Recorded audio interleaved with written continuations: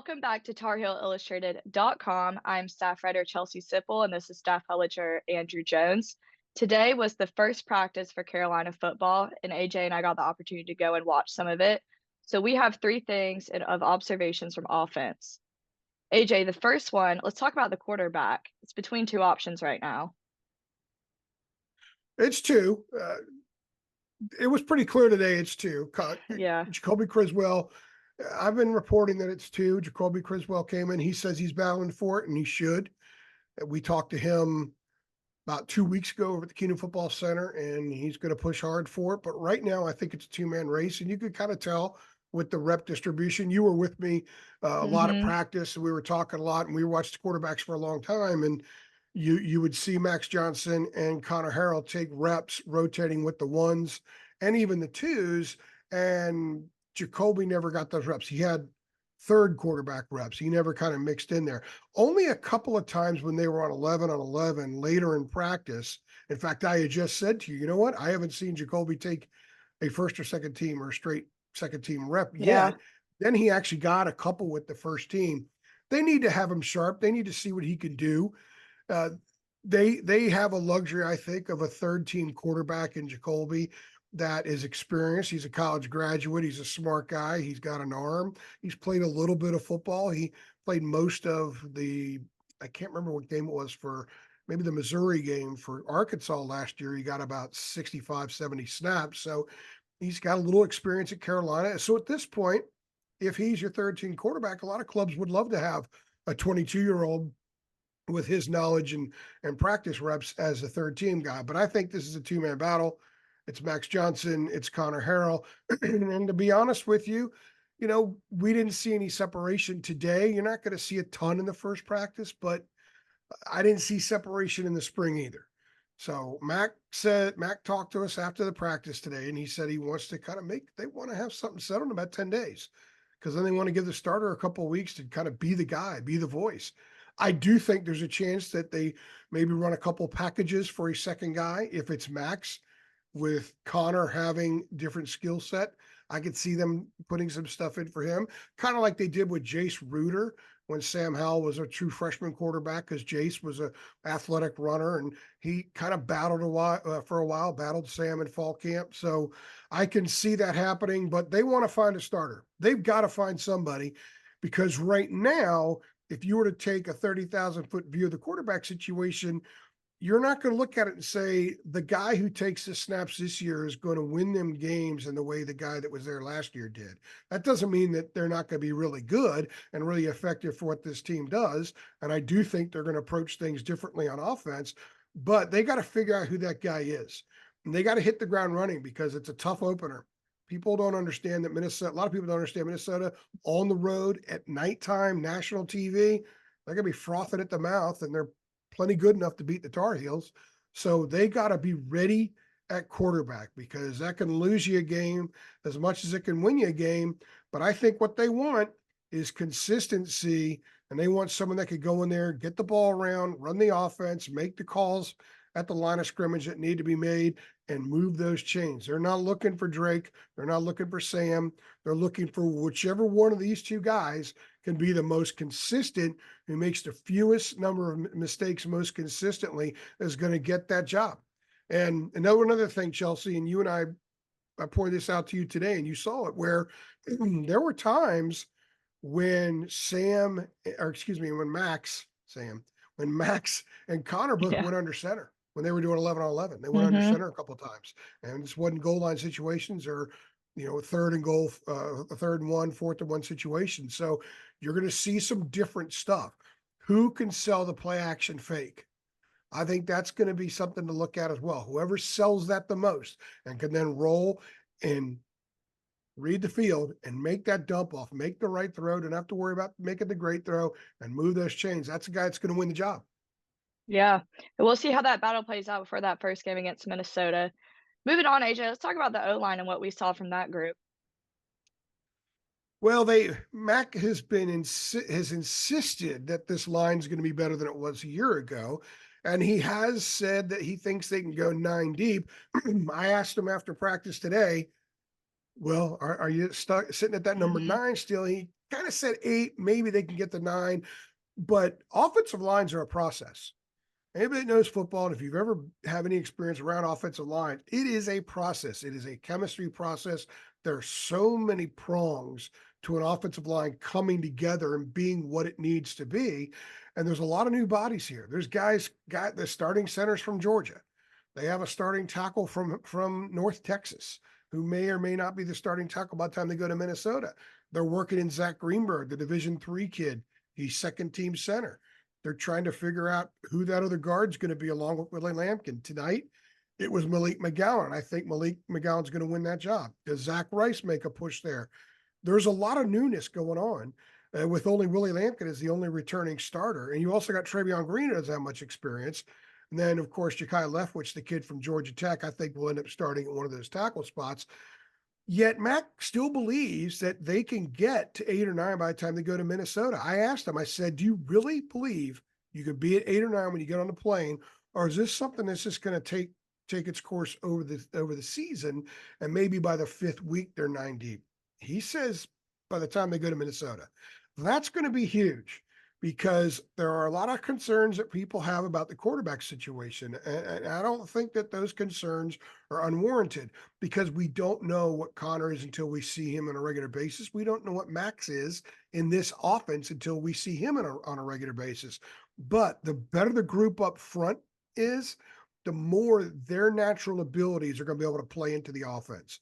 If they're running for their life and the group up front struggles, it's going to affect everything everybody does on offense. So if they can get to 8 that they trust and possibly 9 when they go to Minnesota, that will situate the line really well. And I think we'll see them run an offense against the Golden Gophers that looks like the offense they want with this group. They need to run that kind of offense up there if they're going to win that game. They might be able to coast for a few weeks afterward if they're kind of piecing things together. But I don't think with having an opener like that on the road, which I think is a pretty tough opener, as I said a few minutes ago, I don't think you can go into that game with half of your offense ready to roll. The offensive line needs to be up to snuff to allow the quarterbacks to be what they can be. And the rest of the parts on offense are fine. They're outstanding, quite frankly, and all the other Mm-hmm. skill positions. So those are the 2 spots right there. This season may sink or swim based on the offensive line and quarterback and how they are working together. Because I think you can't be really good at one and bad at the other and make it work. You've got to be at least slightly above average at both in order for this team to have a chance to have a pretty good season. I totally agree, AJ. And the last thing on offense that we saw a little bit was the running backs. And also, I want to mention wide receiver Jordan Shipp. He Yeah. was just looking different out there next to everyone else. So one of the first things we did, and you spent a lot of time with me at practice Mm-hmm. today. One of the first things we did was look at him. And I Yeah. told you, I said, just look at him. He pops. He's I mean, he different. just looks like an athlete. He is. He looks like a guy who's been around a few years. Mm-hmm. He's got the moxie that you want from a wide receiver. He's got on-field charisma, off the field charisma. He just looks the part. And then on cue, he makes a great catch. Connor threw a Awesome. tough ball, but it's is if the quarterback throws it where the receiver could catch it, it's a great pass. And we saw Jordan Shipp go up 2 hands. He went up 2 hands, Mm-hmm. came down and was in stride running, turned his nose upfield just like that. It was on point. He's going to be in the rotation. I just don't see how he's not. If he's Yeah. not in the rotation, that means Gavin Blackwell has taken massive steps forward. That means that Kobe Paysor is healthy and so on. But I think this kid's going to be in the rotation. They've got other good young ones, Hamilton and Culliver and Taylor and all those guys. I think the young ones might be more talented than the older ones, but they lack experience. With Yeah. Shipp, I don't think that's going to matter. You're going to see him on the field in the first quarter at Minnesota, and he's going to be a target, and he's going to be someone that's going to help them move the football and score points this year. So Carolina fans, get ready for the Jordan Shipp show. It's coming. They may not burst on the scene this year, but it's going to percolate, and it will eventually burst on the scene in Chapel Hill. You also mentioned running back. We watched the running backs actually right before we watched the wide Yeah. receivers. I'm telling you, another true freshman, Davion Goss. I talked about him in the spring. I love this kid. I love his speed. I love the way he runs through the hole. Uh, tight enough, low enough, compact enough that you must get a good hit on him to knock him down.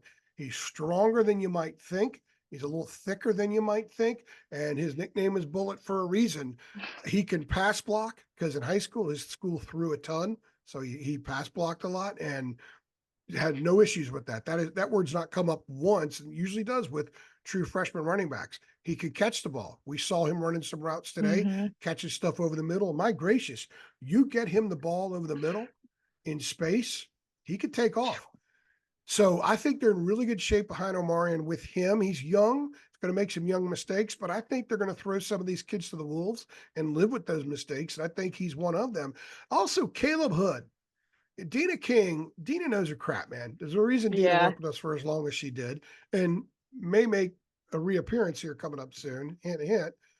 Dina knows her stuff. And Sure does. when Caleb Hood was being recruited and was a senior in high school, she kept telling me that Caleb Hood is so much better than what the ratings analysts say that he is. The problem at Carolina is he can't stay healthy. Chelsea, he's Yeah. always banged up. If you were to illuminate the different parts of his body that have been hurt since he got to Chapel Hill, his whole body would illuminate. It Yeah. would be bright. You'd be able to see it from NASA. So if he's healthy, you've got an experienced guy who can block. You've got a guy who can run in short yardage situations. You've got a guy who can catch and turn upfield some. And you've got a guy that's willing to do the dirty work. And then you throw in Darwin Barlow, the kid from Southern Cal. I think he's nice insurance to have back there. And if he is your second back in September, I mean, he might not be your second back in October, November, but he's a nice player to have there. He's run for 1,000 yards in Yeah. college. He scored 11 touchdowns. So there's a little bit of experience there, but I love Davion Goss. I think we're going to see him on the field this year, and I think he's a guy that has a chance to being next in line after Omari and leaves at being one of those highly productive running backs that Carolina has had in the Mac Brown era.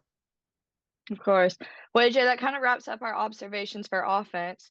We're about to make another video for defense. So Tar Heel Illustrated watchers, you got to go check that out next when it's uploaded. But One yeah, we'll one more be thing. back. Yeah, one more thing I want to add about wide receiver, about the skill. This team Yeah. at wide receiver, running back, and tight end is really, really good. Okay. They got no issues there as far as I'm concerned. The issues are up front and at Yeah. quarterback. And a lot of the issues are simply because of how the offensive line could affect quarterback. I think there's potential they could be better than people think at quarterback in time. Okay, I didn't want to make it sound like I was kind of dogging the quarterbacks. We got to see more of them. And I will also say, go back and watch Max Johnson's film. He has 9 300-yard games in college, had a 400-yard game against Ole Miss. He's only thrown 12 interceptions in almost 800 pass attempts in the SEC. So if they end up going with the guy who makes the fewest mistakes, I would say Max Johnson has an edge in that department. Yeah. So let's keep an eye and see what happens here in the next 10 days. But Max said 10 days to name a starter. For preference, we'll kind of hold him to it. We'll see what happens in 10 Yeah. days. So We'll see. Well, to those Tar Heel Illustrated watchers, make sure to stay tuned to the content. This is the best Carolina, closest content you can get for football coverage. So, AJ, how much is Chelsea it a wants a month? raise. Chelsea, you want a raise, don't you? You Hey, could we're go getting the from 0 to a little subscribers. more than 0. AJ, tell them how much it is a month. It's Less 833 than, a more month. than, there we go.